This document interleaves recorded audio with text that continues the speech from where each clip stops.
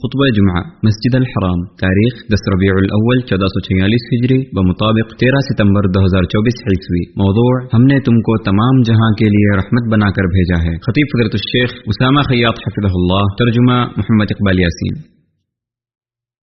تمام تعریف اللہ کے لیے ہے جس نے امت کو دین اسلام سے نواز کر عزت بخشی۔ میں اس پاک ذات کی اس کے عظیم احسانات و انعامات پر حمد کرتا ہوں۔ میں گواہی دیتا ہوں کہ ایک اللہ کے سوا کوئی معبود برحق نہیں، اس کا کوئی شریک نہیں، جس نے اپنے بندوں کو اپنی اور اپنے رسول کی فرما برداری کا حکم دیا اور گناہوں و خطاؤں کے گڑھے میں گر کر اس کے حکم کی خلاف ورزی سے روکا۔ اور میں گواہی دیتا ہوں کہ ہمارے سردار اور نبی محمد اللہ کے بندے اور رسول ہیں، جو مخلوقات کے لیے رحمت بنا کر بھیجے گئے، جن کی کامل ہدایت صاف ستھری سنت کی گواہی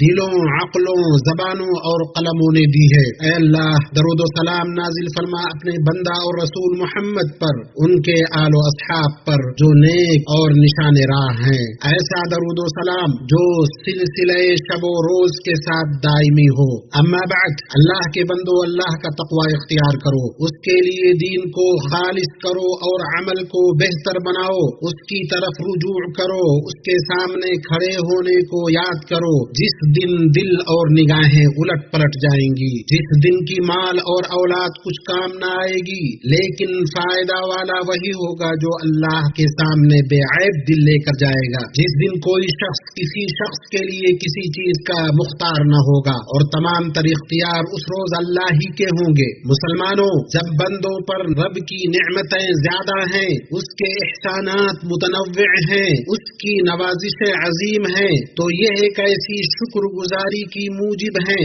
جس کے بعد مزید نعمتیں حاصل ہوں گی۔ اللہ کے درست دین اور صراط مستقیم کی ہدایت کی نعمت کے بعد سب سے عظیم نعمت وہ معزز ربانی نعمت ہے جو اس معزز نبی کی بعثت سے حاصل ہوئی، جو بندوں کو اس کی عظیم کتاب کی آیتیں پڑھ کر سناتے ہیں، انہیں گناہوں سے پاک کرتے ہیں، بشرط یہ کہ وہ نبی کی پیروی کریں اور انہیں جن باتوں کا حکم دیا اور جن باتوں سے منع کیا ان کو مانیں۔ وہ رسول بندوں کے رب کی طرف سے نازل کردہ کتاب کے مطالب و احکام بیان کر کے انہیں اس کی تعلیم دیتے ہیں، ان کے لیے اس کی شریعت کو واضح کرتے ہیں جو اس نے مومنوں کے لیے مقرر کیا ہے۔ اس طرح انہیں وہ گمراہی سے بچاتے ہیں جس میں پڑے ہوئے تھے اور انہیں تاریکی کے بعد روشنی دکھاتے ہیں۔ اللہ نے فرمایا، بے شک مسلمانوں پر اللہ تعالی کا ایک بڑا احسان یہ ہے کہ انہی میں سے ایک رسول بھیجا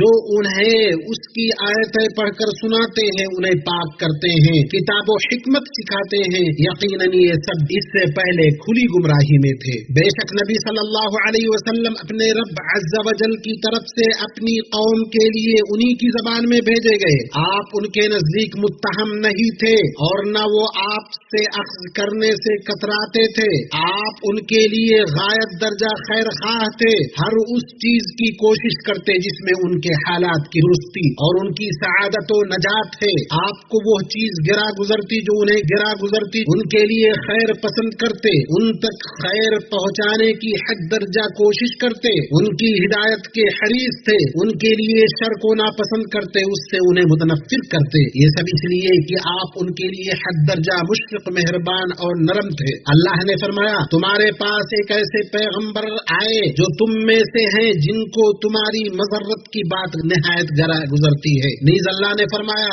ہم نے آپ کو تمام جہانوں کے لیے رحمت بنا کر بھیجا ہے۔ ابن عباس رضی اللہ عنہ کہتے ہیں، جیسا کہ ابن جریر نے روایت کیا ہے کہ جس نے آپ صلی اللہ علیہ وسلم کی پیروی کی اس کے لیے آپ دنیا و آخرت میں رحمت ہیں، اور جس نے آپ کی پیروی نہیں کی اسے زمین میں دھسا دیا جائے گا اور اس پر پتھر کی بارش ہوگی جو سزا پچھلی امتوں کو ملی۔ اس لیے اپنی امت پر آپ صلی اللہ علیہ وسلم کا حق تمام حقوق پر مقدم ہے۔ اس میں سر فہرست اس بات پر ایمان ہے کہ آپ صلی اللہ علیہ وسلم خاتم الانبیاء ہیں، آپ کے بعد نہ کوئی نبی ہے نہ رسول۔ اللہ نے فرمایا، محمد تمہارے مردوں میں سے کسی کے باپ نہیں، لیکن آپ اللہ کے رسول اور خاتم الانبیاء ہیں۔ اسی طرح اس بات پر ایمان لانا کہ آپ شفاعت کبریٰ والے ہیں جس سے اولو العزم رسول دستبردار ہو جائیں گے۔ اللہ کے بندو، امت پر آپ صلی اللہ علیہ وسلم کے حق میں سے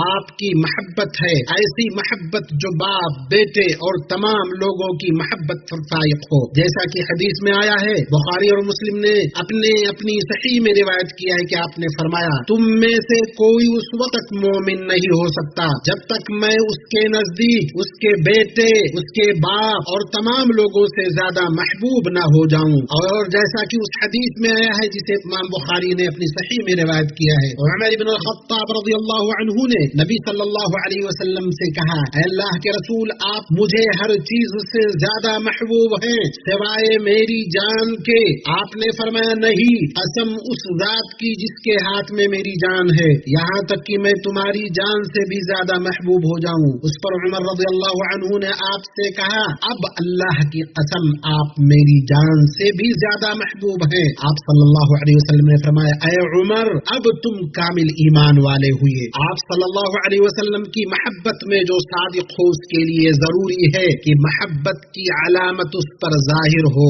نہیں تو ایسا دعویٰ ہوگا جس پر کوئی دلیل نہیں، اور محبت کے دعوے کی سچائی پر دلالت کرنے والی برہان چند علامتوں اور نشانیوں میں جلوہ گر ہوتی ہے۔ ان میں اہم ترین یہ ہے کہ آپ صلی اللہ علیہ وسلم کی اقتدا، آپ کی سنت پر عمل، تنگی و آسانی اور پسندیدہ و ناپسندیدہ ہر ایک معاملے میں آپ کے آداب سے آراستہ ہونا، خواہش نفس پر آپ صلی اللہ علیہ وسلم کے عمل کو ترجیح دینا، آپ کے دین کی مدد کرنا، آپ کی سنت کا بچاؤ کرنا، آپ کی شریعت کا دفاع کرنا، آپ صلی اللہ علیہ وسلم کا بکثرت ذکر کرنا، کیونکہ جو جس چیز سے محبت کرتا ہے اس کا بکثرت ذکر کرتا ہے، اور آپ صلی اللہ علیہ وسلم سے ملنے کا خوب مشتاق ہونا۔ آپ صلی اللہ علیہ وسلم کی سچی محبت میں سے آپ پر بکثرت درود پڑھنا ہے۔ جس نے اللہ کے نبی صلی اللہ علیہ وسلم پر ایک بار درود پڑھا، اللہ اس کے بدلے اس پر 10 رحمتیں نازل کرے گا، جیسا کہ صحیح حدیث میں یہ ثابت ہے۔ بطور خاص ان جگہوں پر جہاں درود پڑھنا مستحب ہے، جیسے دعا کے آغاز و اختتام پر، اذان کے بعد، آپ صلی اللہ علیہ وسلم کا نام آنے پر، مسجد میں داخل ہونے اور نکلنے پر، جمعہ کے روز و شب اور تشہد میں۔ اللہ کے بندو،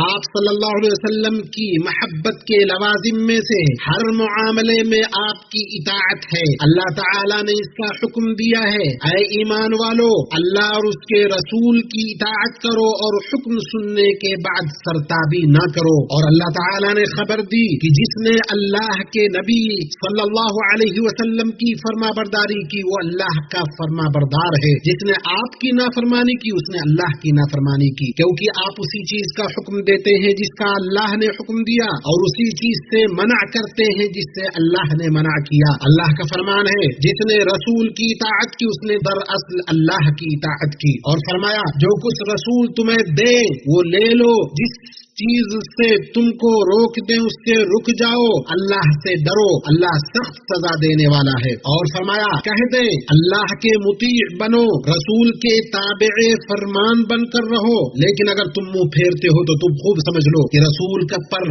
جس فرض کا بار رکھا گیا اس کا وہ ذمہ دار ہے، اور تم پر جس فرض کا بار ڈالا گیا اس کے ذمہ دار تم ہو۔ اس کی اطاعت کرو گے تو خود ہی ہدایت پاؤ گے، ورنہ رسول کی ذمہ داری اس سے زیادہ کچھ نہیں کہ صاف صاف حکم پہنچا دے۔ آپ صلی اللہ علیہ وسلم کی اقتدا، پیروی، آپ کے طریقے سے رہنمائی لینے، آپ کی سنت پر چلنے، تمام معاملات میں آپ سے فیصلہ کرانے اور آپ کے فیصلے سے راضی ہونے سے آپ کی اطاعت پوری ہوتی ہے۔ اللہ کا فرمان ہے، بس ایمان لاؤ اللہ پر، اس کے بھیجے ہوئے نبی امی پر جو اللہ اور اس کے ارشادات کو مانتے ہیں، اور پیروی اختیار کرو اس کی، امید ہے کہ تم راہ راست پالو گے۔ اللہ کے بندو، اس اتباع کی سب سے بڑی تاثیر اور اس کا بہترین ثمرہ یہ ہے کہ خیر الولا صلی اللہ علیہ وسلم کا اتباع کرنے والوں کو اللہ کی محبت نصیب ہوتی ہے اور ان کے گناہ معاف ہوتے ہیں۔ اللہ کا فرمان ہے، کہہ دو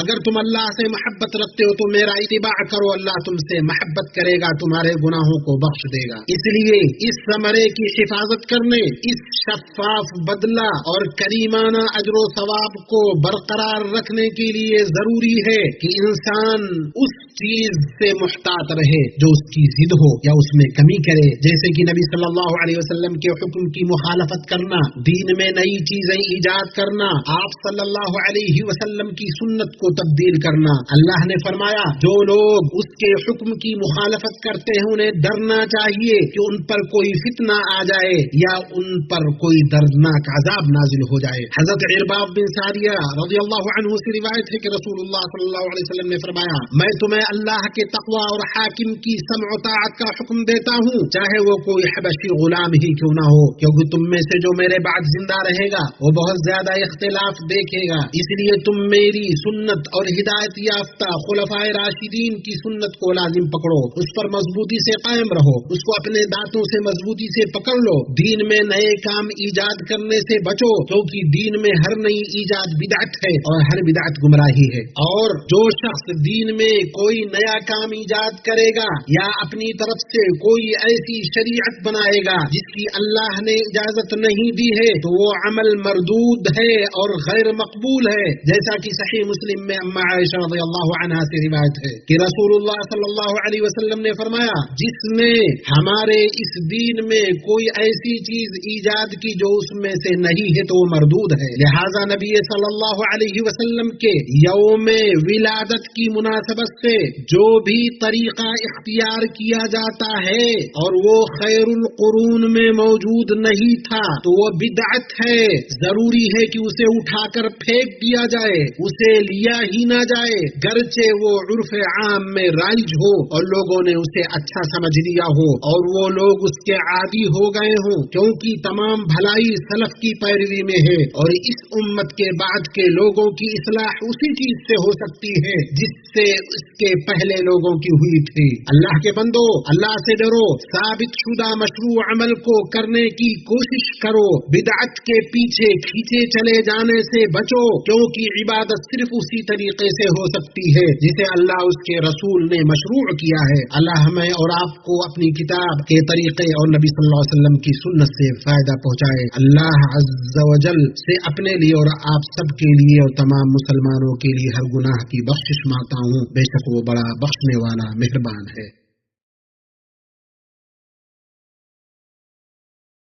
تمام تعریف اللہ کے لیے ہے جس کے طریقے سے ہدایت یافتگان نے ہدایت پائی۔ میں اس پاک ذات کی حمد بیان کرتا ہوں، اس نے اپنے بندوں کے لیے دین کو مکمل کیا جس کی راہ پر کامیاب ہونے والے گامزن ہوئے۔ میں گواہی دیتا ہوں کہ ایک اللہ کے سوا کوئی معبود برحق نہیں، اس کا کوئی شریک نہیں۔ میں گواہی دیتا ہوں کہ ہمارے سردار اور نبی محمد اللہ کے بندے اور اس کے رسول ہیں، وہ صادق و امین ہیں۔ اے اللہ تو اپنے بندے اور رسول محمد پر، ان کے آل و اصحاب پر رحمتیں اور سلامتی نازل فرما اور لوگوں پر جو تا قیامت اچھے طریقے سے ان کی پیروی کرے۔ اما بعد، اللہ کے بندو، یقیناً اللہ عز و جل نے نبی صلی اللہ علیہ وسلم کی پیروی کو واجب قرار دیا اور اس بات کو واضح کیا کہ اللہ اور یوم آخرت پر ایمان رکھنے والے ہر مومن کے لیے آپ سچے آئیڈیل ہیں جس کے ذریعے گمراہی سے بچاؤ ہوتا ہے اور اس رضا کا حصول ہوتا ہے جس کی امید کی جاتی ہے، جو جنت کے بلند درجات تک پہنچاتی ہے۔ فرمان الہی ہے یقیناً تمہارے لیے رسول اللہ میں عمدہ نمونہ ہے، ہر اس شخص کے لیے جو اللہ کی اور قیامت کے دن کی امید رکھتا ہے اور بکثرت اللہ تعالی کی یاد کرتا ہے۔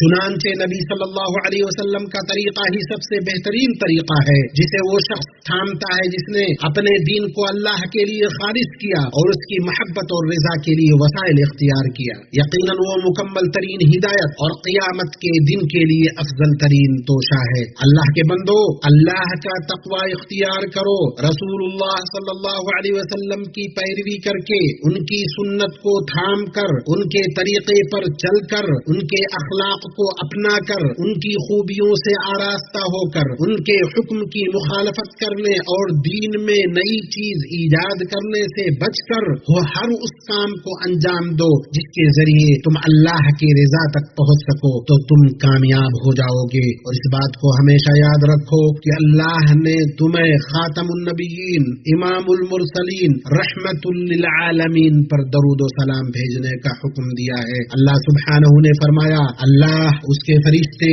اس نبی پر درود بھیجتے ہیں، اے ایمان والو تم بھی ان پر درود بھیجو اور خوب سلام پڑھو۔ اے اللہ تو درود و سلام نازل فرما اپنے بندے اور رسول محمد پر۔ اے اللہ تو راضی ہو جا چاروں خلفاء ابو بکر عمر عثمان علی سے اور تمام آل و اصحاب اور تابعین سے، اور آپ کی بیویوں امہات المؤمنین سے، اور ان سے جو تا قیامت اچھی طرح ان کی پیروی کرے، اور ہم سے بھی راضی ہو جا اپنے عفو کرم جود و احسان سے اے اکرم الاکرمین۔ اے اللہ اسلام اور مسلمانوں کو غلبہ عطا کر دین کے قلعہ کی حفاظت فرما، اپنے موحد بندوں کی مدد کر، مسلمانوں کے دلوں کو جوڑ دے، ان کی صفوں کو متحد کر، ان کے سربراہوں کی اصلاح کر، حق پر ان کے کلمہ کو جمع کر دے اے رب العالمین۔ اے اللہ اس ملک کو اور مسلمانوں کے بقیہ تمام ملکوں کو امن و اطمینان کا گہوارہ بنا۔ اے اللہ ہمیں اپنے وطنوں میں امن عطا فرما،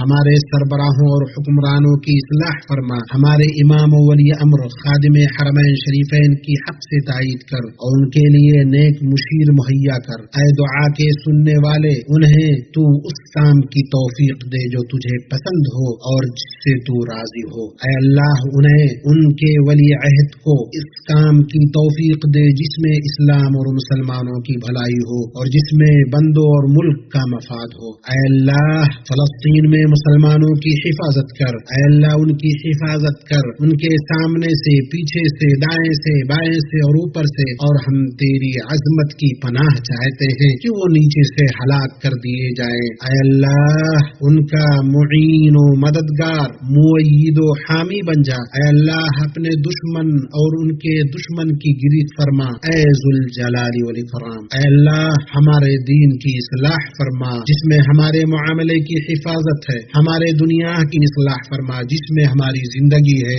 اور ہماری آخرت کی اصلاح فرما جس کی طرف ہمیں لوٹ کر جانا ہے، اور زندگی کو ہمارے لیے ہر بھلائی میں اضافے کا باعث بنا اور موت کو ہر شر سے نجات کا ذریعہ بنا۔ اے اللہ ہمارے دلوں میں تقوی ڈال دے، انہیں پاک کر، تو ہی بہتر پاک کرنے والا ہے۔ اے اللہ تمام معاملات میں ہمارا انجام بہتر بنا۔ اے اللہ ہمیں دنیا کی رسوائی اور آخرت کے عذاب سے بچا۔ اے اللہ ہم تیری نعمت کے ختم ہونے، تیری عافیت کے پھر جانے، یک لخت تیرے عذاب کے آ جانے اور تیری ہر ناراضگی سے پناہ چاہتے ہیں۔ اے اللہ ہمارے مریضوں کو شفا دے، ہمارے مردوں پر رحم فرما، ان چیزوں میں ہمارے آرزوؤں تک پہنچا جو تیری مرضی کے مطابق ہو۔ اے ہمارے رب ہم نے اپنے اوپر ظلم کیا، اگر تو ہماری مغفرت نہ کرے گا اور ہم پر رحم نہیں کرے گا تو واقعی ہم نقصان پانے والوں میں سے ہو جائیں گے۔ اے اللہ درود و سلام نازل فرما اپنے بندے اور رسول محمد پر اور ان کے تمام آل و اصحاب پر، والحمد للہ رب العالمین۔